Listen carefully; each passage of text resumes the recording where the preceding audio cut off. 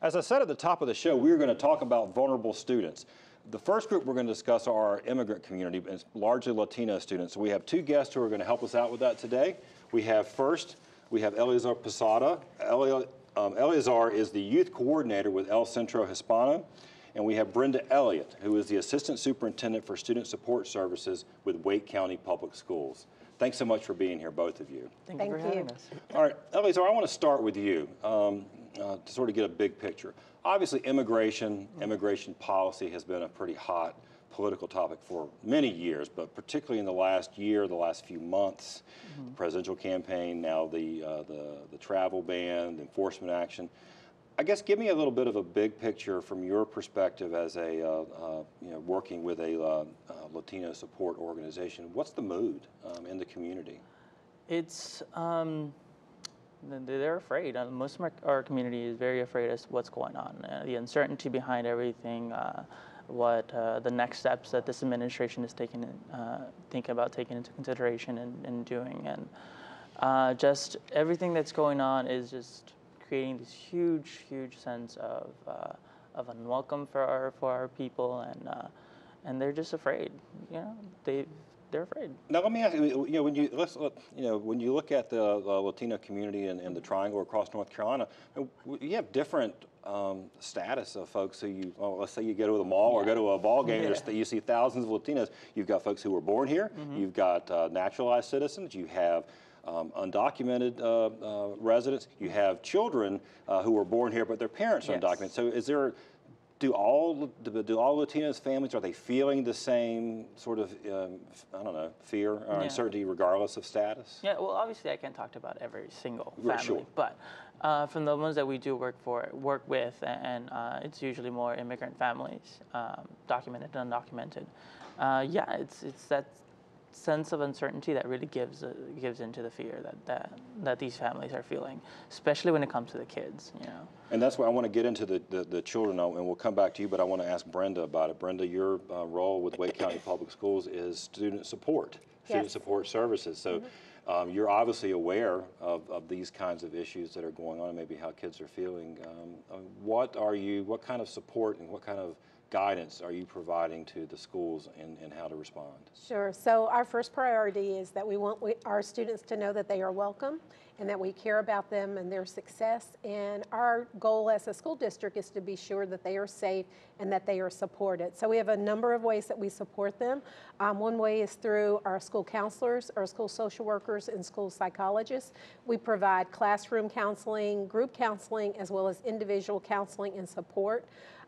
We also have a very robust bully prevention policy in our school district, and we expect that incidents of bullying that they are reported, or harassment is reported, and our school leaders, our principals, they have resources to help them address that when that happens. Now, we were talking a little bit before we started rolling. You haven't really heard a lot of I guess, reports of incidents, whether it's about Latino families, which is what we're talking about now, but we're going to talk about LGBT students. Sure. We have not noticed an increase in reporting of bullying. We have noticed that our teachers are reaching out to us more, and our student support staff at the school level are reaching out to us more for additional support. So I think they're just aware of what's happening across the nation and the state, and they want to be well prepared to support students and families. Right. Eliazar, let's drill down a little bit more with the children. I guess how are they? You are the youth coordinator, so you're dealing with students who are in school. What are they what's going through their minds right now, and then sort of how does that play out with their parents? Yeah. Well, with the students, it's a mixture. We have some students who are afraid to go to school. Like we had a conversation with one of the students in my interventions, who literally stayed home for a couple of weeks because he was afraid. But not about bullying, but about enforcement action. That's what we're talking about. Just being afraid of being picked up, so to speak. Basically, yes. Yeah, okay. Not the bullying part. I mean, there's bullying among them, but most of what their fear in is losing their place in this country. The most of the kids that I worked with have been here since they were 1, 2 years old. A couple of them are U.S. citizens and weren't here, but the parents aren't. So the U.S. citizens have that fear for their families, because we were talking about the parents taking their kids to school. And there's checkpoints near schools now, and that's been a common issue that we're getting more noise around. And these kids are like, well, what about my parents? You know, what if we're on the way to school, there's a checkpoint for whatever reason, and what happens when my mom has to be taken back to her country? So what, and just so we know, for our viewers who maybe don't know, when you were talking about kids who are, these are the children that sometimes you hear referred to as dreamers, the deferred action, children who, Yes. Immigrants who maybe their parents are undocumented, brought them here, but as children, as babies in some cases, so they've never lived anywhere else, and they may be in high school, older, and they are kind of called in this sort of like, this is the only home I've ever known. Yes, these are the kids that have DACA, the deferred action for childhood arrivals.